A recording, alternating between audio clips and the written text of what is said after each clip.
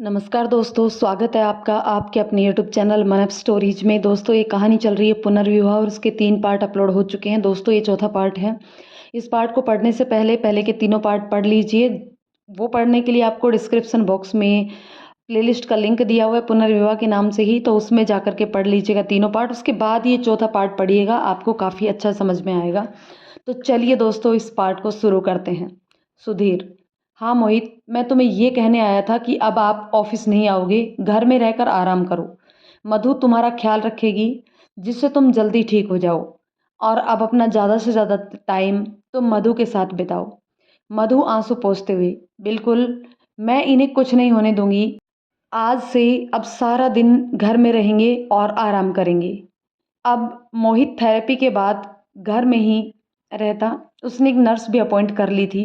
Showroom का सारा काम सुधीर संभालता और घर पर मधु जी जान से मोहित की सेवा करती। परंतु नियति को कौन बदल सकता। मोहित की तबीयत दिन प्रतिदिन खराब होती जा रही थी। हालत देखकर मधु और सुधीर को बहुत दुख होता। वे दोनों अपने दिल पर पत्थर रखकर मोहित के सामने हंसते बोलते रहते। 1 महीना भी नहीं बीता और एक दिन खून की उल्टी के साथ ही मोहित की सांसों की डोर टूट गई। काल के गाल में समा गया मोहित। असमय ही गंभीर बीमारी ने उसे ले लिया। मधु के दुख का कोई पार नहीं था। वह चीखती चिल्लाती रह गई। चिल्लाते चिल्लाते वह बेहोश हुई जा रही थी। आंसुओं की धारा 1 मिनट के लिए भी आंखों से नहीं टूट रही थी। सुधीर बेचारा अपने आप को जैसे तैसे समझा कर मधु को संभाले हुए था। मोहित के चाचा चाची को खबर दी गई तो वो भी वहां पर आ गए। 3 दिन के क्रियाक्रम के बाद मधु के माता पिता और मोहित के चाचा चाची उसी के पास रुक गए, क्योंकि सुधीर को ऑफिस देखना था। इधर चाची के दिमाग में अलग ही खिचड़ी पक रही थी। चलो, बिना कुछ करे ही हमारी मनसा पूरी हो गई। अब सारी जायदाद हमारी, बस कैसे भी करके इस सुधीर को ठिकाने लगाना है। लोग तरह तरह की बातें बनाने लगे। कोई कहता कितनी अभागिन है ये, कोई कहता कि यह तो बहुत अशुभ है, आते ही पति को ले लिया। तरह तरह की बातें सुनकर मधु और भी परेशान होने लगी। इधर किसी से चाची को पता चला कि मोहित ने अपनी सारी प्रॉपर्टी मधु के नाम कर दी, तो वह बौखला गई और जाकर वीरेंद्र जी पर चिल्लाई। बहुत हिमायती बन रहे थे ना अपने भतीजे के, अब देखो क्या गुल खिलाकर गया है आपका भतीजा। अपनी सारी प्रॉपर्टी मधु के नाम करके गया है। अब इस 2 कौड़ी की लड़की के सामने भी चाकरी करनी पड़ेगी हमें कुछ समय। अब तो तुम्हारा भतीजा भी नहीं रहा, या अभी इस लड़की की तरफ हमदर्दी बाकी है तुम्हारी। वीरेंद्र: रीमा, अब मोहित ही नहीं रहा तो हमदर्दी कैसी। रीमा: मैं क्या कह रहा था कि वैसे भी वीरेन की नज़र मधु पर तो थी ही, तो क्यों ना मधु की शादी वीरेन से करवा दी जाए, तो सारी प्रॉपर्टी भी हमारी और वीरेन को भी मधु मिल जाएगी। हमें कुछ करने की आवश्यकता ही नहीं है। रीमा: वीरेन के पापा, तुम्हारा दिमाग खराब हो गया है क्या। उस 2 कौड़ी की लड़की को मैं अपने घर की बहू बनाऊंगी, वह भी उस विधवा को जो आते ही मोहित को खा गई। उस बदकिस्मत औरत की छाया भी मैं अपने वीरेन पर नहीं पड़ने दूंगी। और तुम फालतू की बातें छोड़कर इस मधु का करना क्या है वह सोचो।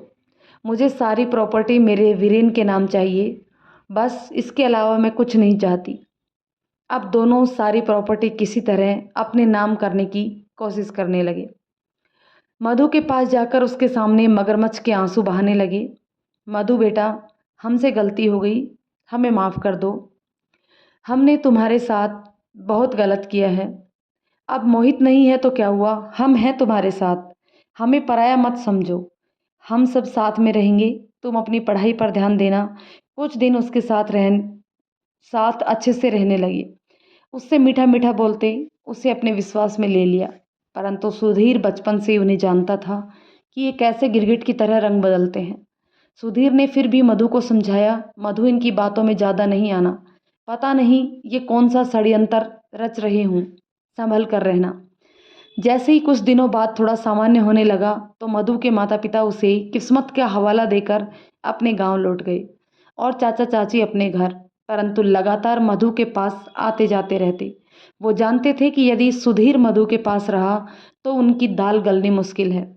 इसलिए मधु को बहला फुसला कर अपने घर ले आए कि तुम यहाँ अकेली रहोगी तो लोग क्या कहेंगे कि हम एक विधवा को भी नहीं रख सकते, आखिर हमारे बेटे की विधवा हो तुम। शादी के 10 महीने में ही मधु की ज़िंदगी क्या से क्या हो गई, उसे अंदाज़ा भी नहीं था उसके साथ आगे क्या होने वाला है। वीरेन धोखेधड़ी के किसी केस में जेल में था। इस वजह से मधु कुछ निश्चित थी कि कम से कम वीरेन तो यहाँ पर नहीं है। मोहित के चाचा चाची पूरी कोशिश में थे कि कैसे भी करके जायदाद के सभी कागजों पर मधु के साइन हो जाएं, ताकि वह कागजात हमारे हो जाएं, सारी ज़मीन हमारी हो जाए। इन सब के चलते वह मधु को इतने अच्छे से रखते कि मधु सोच भी नहीं पा रही थी कि इस तरीके के लोगों का एक और भी चेहरा होता है। मधु ने अपने गांव में देखा था कि कैसे विधवाओं के साथ व्यवहार किया जाता है, उन्हें सफ़ेद कपड़े पहनने के लिए बाध्य किया जाता है, उबला हुआ खाना, छोटे बाल, जमीन पर सोना, किसी भी शुभ कार्य में शामिल नहीं होना, ये सब विधवाओं के नसीब में होता है। परंतु मधु के साथ तो ऐसा कुछ भी नहीं था। वह बिल्कुल सामान्य जीवन ही जी रही थी। कभी कभी उसे लगता कि कहीं उसके साथ कोई बड़ा षड्यंत्र तो नहीं रचा जा रहा, और कभी कभी लगता कि शायद चाचा चाची बदल गए क्योंकि उन्हें मोहित के जाने का दुख होगा, और साथ ही इस बात का दुख कि उनका खुद का बेटा जो कि जेल में है, हो सकता है वो सुधर गए हों। एक दिन चाचा ने कहा, मधु बेटा, ये कुछ पेपर्स हैं, तुम इन्हें ध्यान से पढ़ लो और फिर इन पर साइन कर देना। ये पेपर्स हमें नगर पालिका में जमा करवाने हैं, जिससे मोहित का मृत्यु प्रमाण पत्र बनेगा, और साथ ही तुम्हारी ये जो प्रॉपर्टी है उसका मालिकाना हक भी तुम्हें मिल जाएगा, क्योंकि मोहित ने मरने से पहले अपनी सारी प्रॉपर्टी तुम्हारे नाम कर दी थी और उसमें लिखा था कि मेरे मृत्यु के बाद यह सारी प्रॉपर्टी मधु की हो जाए। जब तक तुम यहाँ साइन नहीं कर देती तब तक ये प्रॉपर्टी तुम्हारे नाम नहीं होगी। कोई दिक्कत नहीं है बेटा, तुम आराम से पढ़कर साइन कर देना। मधु को लगा चाचा जी शायद सही कह रहे हैं, क्योंकि मोहित ने मरने से पहले सारी प्रॉपर्टी उसके नाम की थी, और मोहित की मृत्यु का साक्ष्य के लिए भी उसे साइन अवश्य ही करने होते हैं। मधु एक बार सुधीर से कंफर्म करना चाहती थी, इसलिए उसने पेपर उठाकर साइड में रख दिए, क्योंकि वह इंग्लिश ज़्यादा नहीं जानती थी और सारे पेपर्स इंग्लिश में लिखे हुए थे। उसने सोचा जब भी सुधीर से वह मिलेगी तब ये सारे पेपर उसे दिखा दूंगी, ताकि कहीं कुछ गलती ना हो मुझसे। तभी मोहित की चाची फ़ोन पर बात करते हुए वहाँ आई। हाँ हाँ, मैं सारे पेपर आज ही भिजवा रही हूँ। हाँ, मधु से साइन करवा कर भेजूंगी, चिंता मत करो। तुम बस मोहित का मृत्यु प्रमाण पत्र तैयार रखना। फिर फ़ोन रखते हुए मधु से बोली, मधु बेटा, तुम्हारे चाचा जी ने तुम्हें कुछ पेपर साइन करने के लिए दिए होंगे ना, जिससे मोहित का मृत्यु प्रमाण पत्र बनना है, और साथ ही सारी प्रॉपर्टी तुम्हारे नाम होनी है। तुम अगर वह साइन करके जल्दी से दे देती तो सही रहता। अभी अभी मुझे फ़ोन आया है, वैसे भी हम मृत्यु प्रमाण पत्र बनवाने के लिए बहुत लेट हो चुके हैं। मधु बोली, हाँ चाची, वह साइन तो मैं कर दूंगी, पर मैं पहले उनको सुधीर को दिखाना चाहती हूँ। चाची आंखों में घड़ियाले आंसू लेते हुए बोली, बेटा, सुधीर कुछ काम के लिए बाहर गया हुआ है और उसको आने में 1-2 दिन लग जाएंगे। क्या तुम्हें हम पर भरोसा नहीं है? हम तुम्हारे अपने हैं, जबकि सुधीर तो एक पराया इंसान है। पता नहीं उसकी नीयत में खोट हो तो? क्या तुम हम पर विश्वास नहीं करती हो? क्या हम तुम विधवा के साथ कोई धोखा करेंगे? अरे हमें तो तुमसे ही आस है। वीरेन को तो तुम जानती ही हो कितना नालायक है, जब देखो कोई ना कोई नया कांड करता रहता है। मुझे तो लगता है शायद हमें परेशान करने के लिए ही पैदा हुआ है। चाची की इस तरीके की बातें सुनकर मधु भावुक हो गई और कहने लगी, सॉरी चाची, हमें माफ़ कर दो, हमारे कहने का मतलब वह नहीं था। लो, मैं अभी साइन कर देती हूँ। और पेपर उठाकर साइन कर दिए और पेपर चाची को दे दिए। पेपर पर साइन होते ही चाची की आंखों में चमक आ गई। अब उसकी खुशी का ठिकाना नहीं था कि सारी जायदाद उनकी हो गई, और इस बात की भनक सुधीर और मधु को भी नहीं लगने दी कि उन्होंने क्या किया है। कुछ दिन सब सामान्य बने रहे। वीरेन जेल में था तो मधु को भी कभी कोई डर नहीं था। मधु सुधीर से मिलने का बहुत प्रयत्न करती, परंतु सुधीर से नहीं मिल पा रही थी। एक दिन सुधीर आया और उसने बताया कि उसे किसी काम से 2 दिन के लिए विदेश जाना था। तो वह मधु को समझाने लगा, अच्छे से रहना, डरना नहीं। मैं 2 दिन में वापस आ जाऊँगा, तुम अपना ध्यान रखना। मोहित के जाने के बाद वैसे भी मधु बहुत चुप-चुप रहने लगी थी। वह ज़्यादा बात नहीं करती थी, बस हाँ, हूँ में ही जवाब देती थी। इसलिए सुधीर को ज़्यादा ही चिंता रहती। बहुत ज़रूरी होता तभी वह शहर से बाहर जाता था। सुधीर के बाहर निकलते ही मधु का जी बहुत घबराने लगा, जैसे कुछ बहुत गलत होने वाला है अब। अपने आप उसकी आंखों में नमी आ गई और वो अपने कमरे में जाकर बैठ गई। आज चाची की बड़ी बहन उनसे मिलने आई थी। दोनों कमरे में बैठी बातें कर रही थी तो चाची ने मधु से कहा, मधु बेटा मौसी के लिए चाय बना दो। और वह दोनों आपस में बातें करने लगी। मधु चाय लेकर पहुंची तो दरवाजे के बाहर ही उसके कदम ठिठक गए। उसने सुना कि चाची की बहन कह रही थी, इसे पूरी छूट क्यों दी है? यह विधवा है, इसे विधवा के जैसे ही रहना चाहिए। तभी चाची बोली, अगर इसे विधवा की तरह रखते तो इसका दिल हम नहीं जीत पाते बहन। मौसी जी हंसी और बोली, सच में मुझे तो विश्वास ही नहीं हो रहा कि तुम इतनी शातिर दिमाग भी हो। थोड़ा बहुत दिमाग उस वीरेन को भी दे दिया होता तो सही रहता। वैसे काम को अंजाम देने में कोई ज़्यादा परेशानी तो नहीं आई? चाची, अरे दीदी थोड़ा धीरे बोलो, मधु चाय लेकर आती ही होगी, कहीं सुन लेगी। बस समझ लो काम को अंतिम अंजाम तक कल पहुंचा दिया जाएगा। चाची की बहन, सुधीर को किसी चीज़ की भनक तो नहीं लगी? चाची, अरे नहीं दीदी, तुम्हारी बहन बहुत ही शातिर दिमाग की है। उसने यह काम इतनी सफाई से किया है कि ना मधु को और ना ही सुधीर को कोई भनक लगी। मधु तो ये सोच रही है कि हम बहुत बदल गए हैं। दोनों बहनों की बातें सुनकर मधु के पैरों तले की जमीन खिसक गई। वह सोचने लगी कि पता नहीं यह क्या खिचड़ी पक रही है। चाचा चाची मिलकर कौन सी योजना बना रहे हैं, कहीं कुछ गड़बड़ तो जरूर है। चाचा चाची के पास से बहुत ही अच्छा मौका था।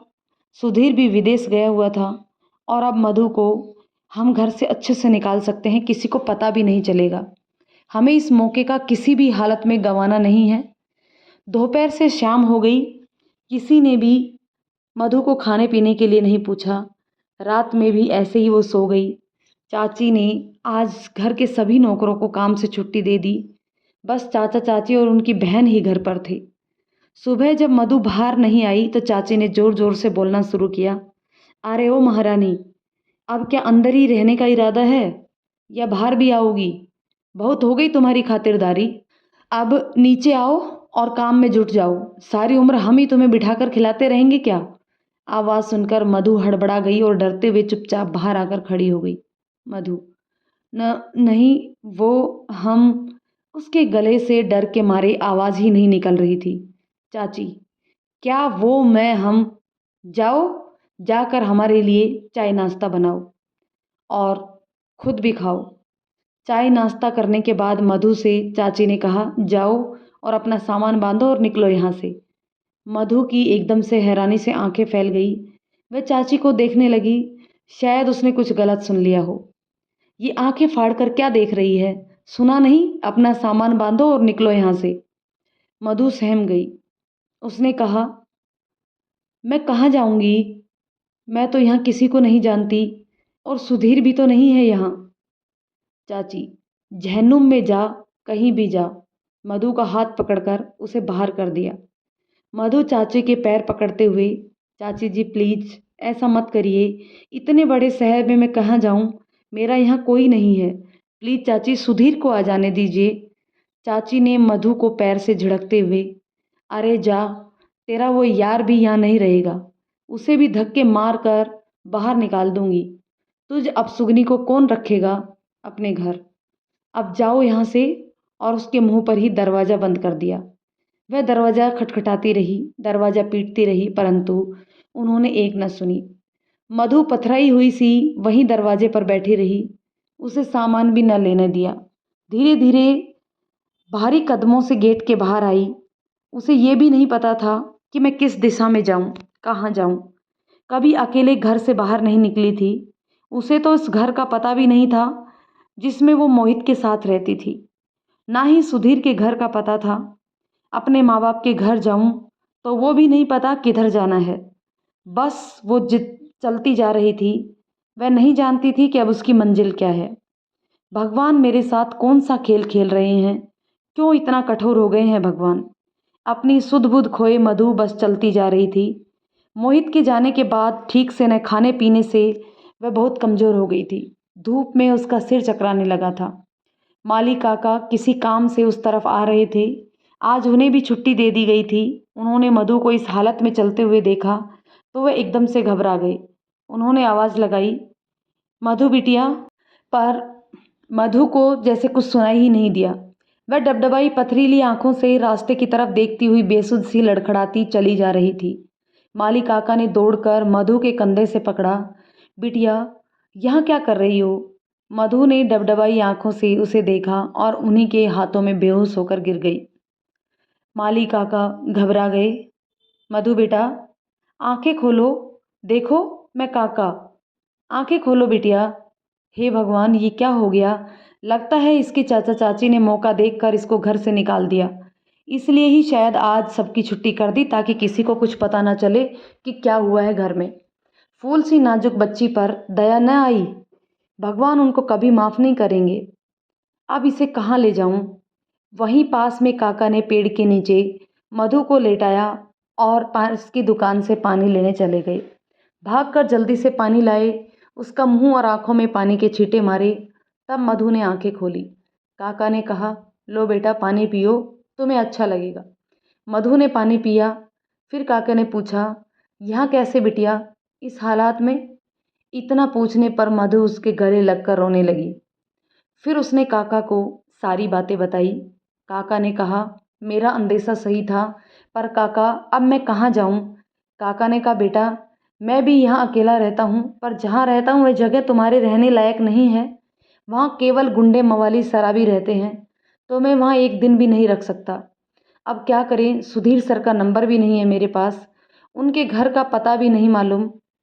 काका, मेरे फ़ोन में है सुधीर के नंबर, पर वह तो घर पर ही है, मुझे भी नंबर नहीं पता। काका आप मुझे मेरे गांव की बस में बैठा दें, मेरे पास पैसे भी नहीं हैं और मुझे कुछ पता भी नहीं है। ठीक है बेटा, चलो मैं बस में बैठा देता हूँ, ये सही रहेगा। अपने माता पिता के पास चली जाओ।